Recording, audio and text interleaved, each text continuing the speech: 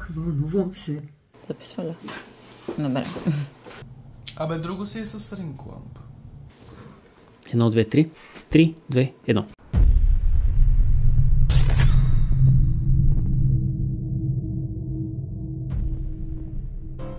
Здравейте, лузери! Здравейте, лузери! Здравейте, лузери! Здравейте, лузери! Време за поредна трейлър реакция и то на какъв филм? Жокера 2! Който е с подзаглавие Лудо за двама на Тод Филипс. Чакам този филм с голямо нетърпение. Жокера Фалекс, Филикс, Деликс, Фаукс, Деликс, Фолделкс.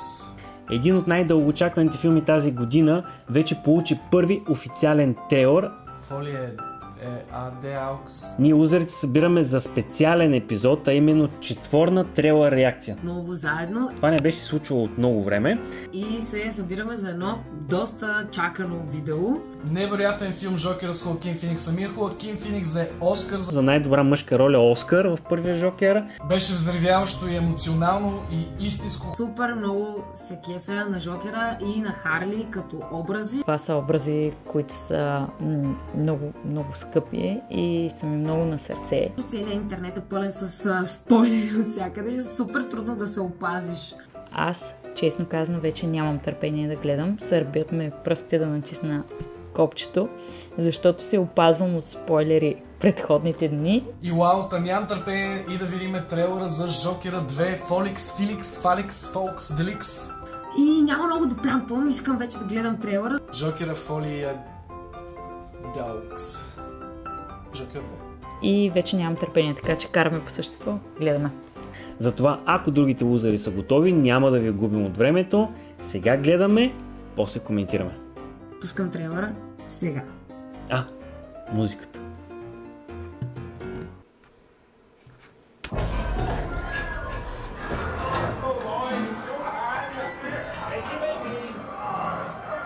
What's up? You got a joke for us today?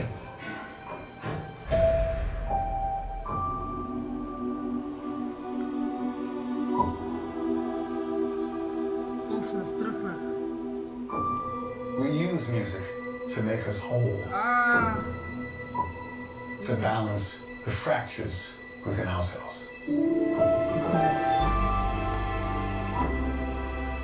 I'm nobody. I haven't done anything with my life like you have.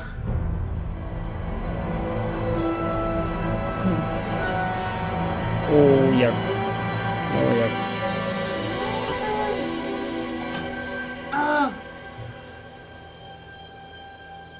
Let's get out of here.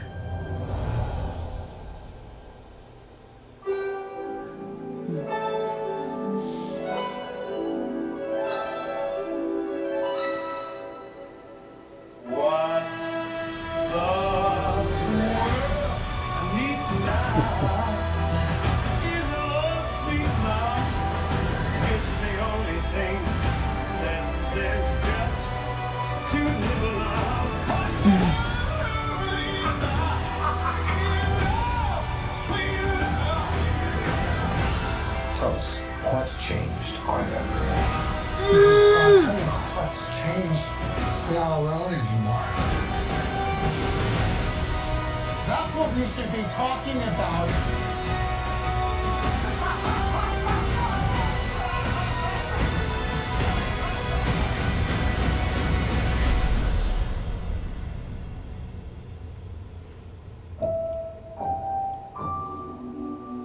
I want to see the real you.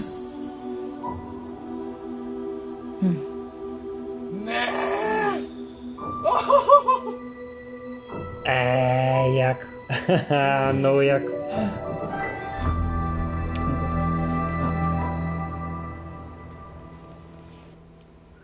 Жестоко.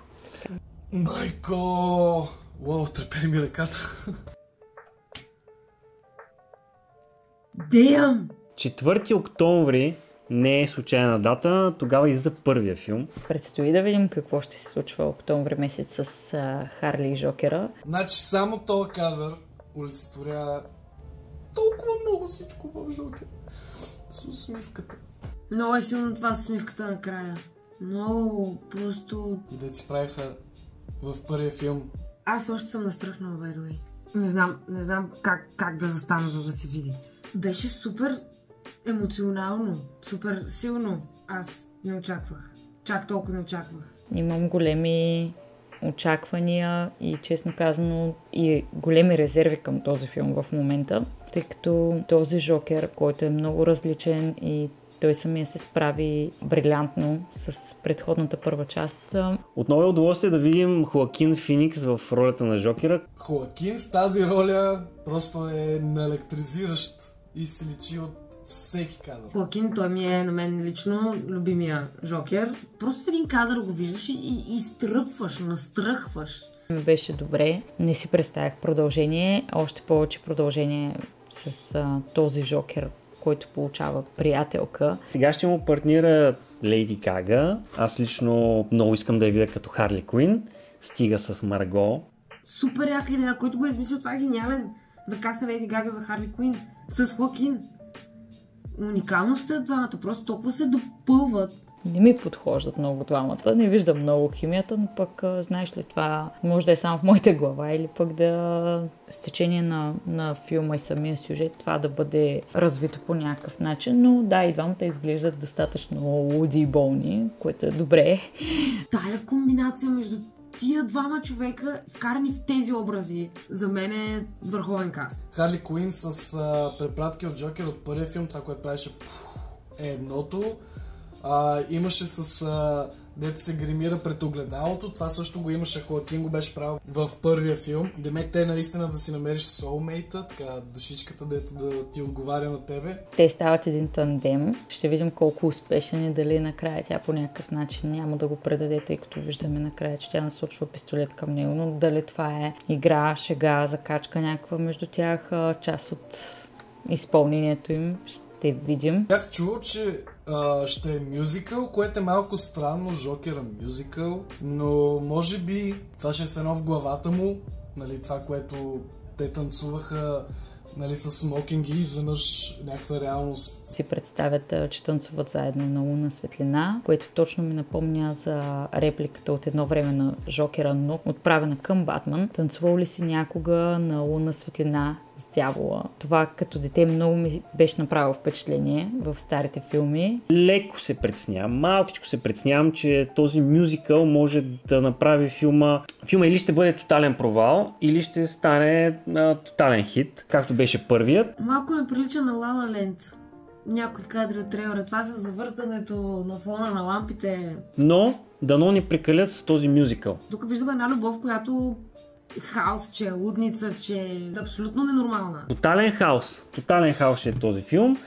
Но не знам как ще изглежда мюзикъл и Жокера, но се усети. Просто... Дали това е само в неговата глава, ще видим. Реално ли е, в неговото съзнание ли е само... Това изречение много беше силно. Нали, че нещата много се променят, когато вече не си сам. Тод Филипс каза, че това няма да бъде мюзикъл и ето това е вече интересното. Другото, което ми направи впечатление, беше Гага свира на пиано. В смисъл, реално ми беше точно Гага свира на пиано, не толкова Харли Куин. И ми се иска да стъпи по-добре в обувките на образа, отколкото да видим един видеоклип на Гага. Много силен трейлър. Много силен трейлър. Страхотен трейлър, между другото. Кинематографията е страхотна, имаше много яки кадри, много красивичко. Браво. Трейлъра в момента нищо не ми стана ясно, като какво точно конкретно ще се случва. Беше за мен един мишмаш. От друга страна пък така държи мистерията. Но пак казвам, аз съм много скептично настроена още от самото начало, което обявиха този филм. Имам и едно хубаво предчувствие. Така навяваме на едно усещане, че може би този път няма да е такъв сценарий. Няма трейлера да е супер висок, пък филма да е не. То какво друго да кажем? То е красота. То е чудничко. Всичко си имаш. Абсолютно всичко. Тотална лудост. Агресията му, лудостта му, всичко просто вау. Смесени чувства остави този трейлер в мен, но по-скоро към негативните за момента, но все пак чакам го филма да видя. Просто героите са ми много любими и стискам палци.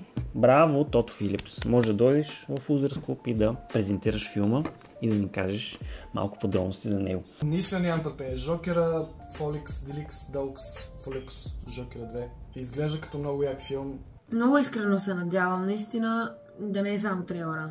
Наистина и филма да бъде толкова въздействащ, колкото и това, което гледахме. Много висока заявка давах, според мен, с този трейлер. Много се надявам и много искам, защото първият нещо уникално, нещо психологически, което ти чувърка мозъка и може да изкара звяри от най-добрия милия човек, което е вау. Комиксов герой да изкарва Хоакин Феникс Оскар, Хит Леджер Оскар, двама от най-великите ни актьори някога взеха Оскар от тази роля. Разбира се, ние сме Тим Леджер.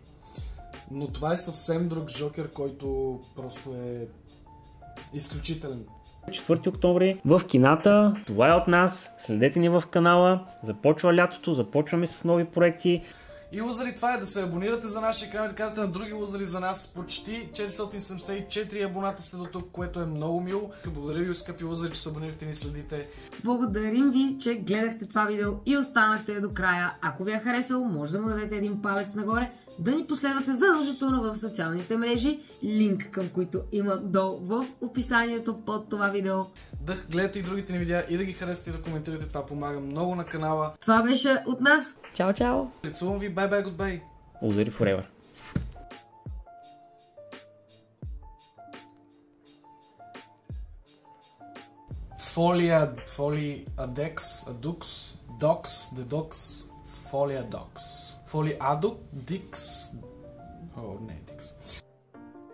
Лузърс клуб, лудост за 4. Това е филма. Сега ще ти пусна да гледам трейлера пак. Наистина.